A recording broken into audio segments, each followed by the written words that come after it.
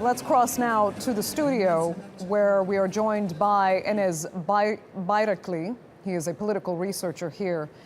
It was quite an amazing speech Erdogan just gave within the last hour, where he said that they will be purging. Turkey will be purging the homes where the members of the parallel state are living.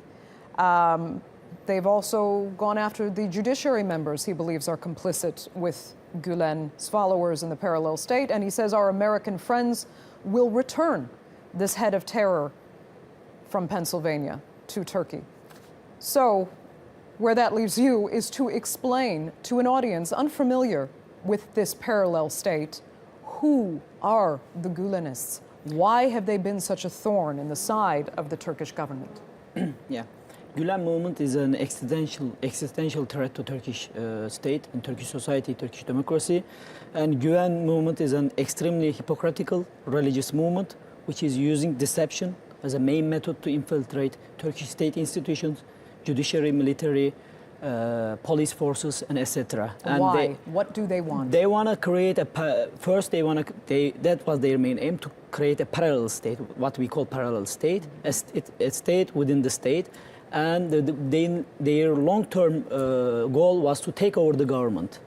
And they wanted to control the government, and that was the main... To what end, though? They are not a political party. Yeah, it's a religious movement. They have and I want to come to this point, they have a certain understanding of Islam, and all the others who are not following this understanding of Islam, they consider are as untrue, incorrect. And that's the really understanding of the Daesh, you know, because in Islam we have so many different groups, different understandings of Islam, and everybody has to respect each other because, I mean, this was the way in the Islamic world in the history. But the Gülen also, it's a messianic movement. You know, the followers are considering him as a messiah, and they are following him, and they are loyal to him until, you know, the death. And that's why he's called also, they are called also assassins in Turkey. Because of the Hasan Sabbah, everybody knows about Hasan Sabbah. He lived in the 12th century, and his followers were so loyal to him, and he was sending them to assassinate people. But at the end, they were facing death. Okay. And today, last night, what we have faced in Turkey was showed that it's really a true. That they are assassins, because what they have done was crazy. I mean, they bombarding the Turkish parliament, people with the planes, etc.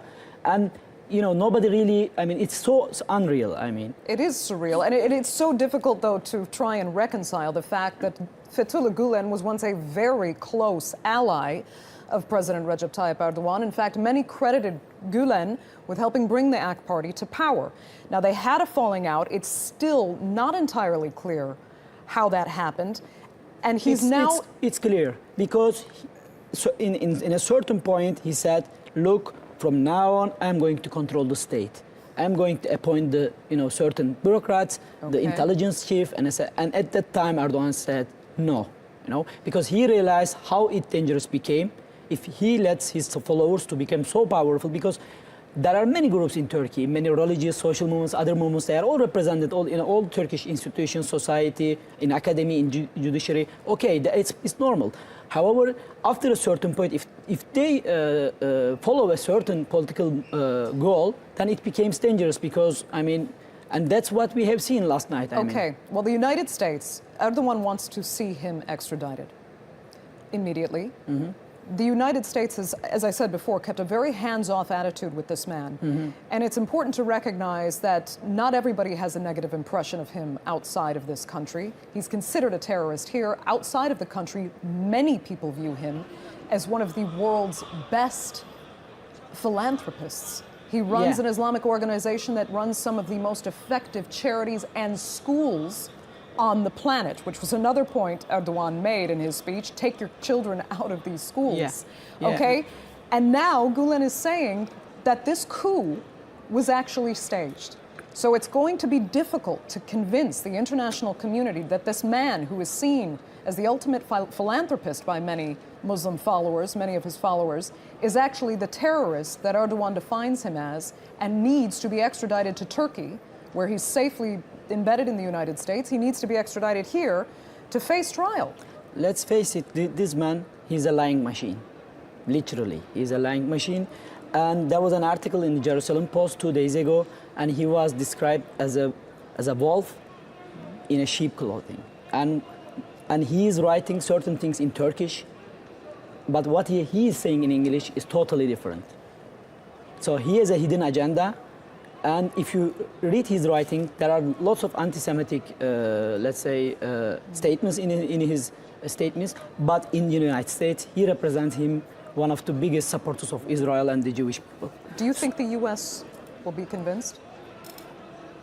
I mean, when the Turkish government, provide the proofs of the last night's events, the United States has no other option, because we are allies with the United States for about 50 years, and we are strategic allies. And what happened last night, nobody can accept in Turkey, and the United States has to cooperate with Turkey, because this is not acceptable.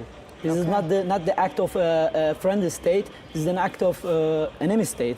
That's what the Prime Minister said. Okay, Enes, we're going to have to leave it there. Thank you so much for sharing your insight.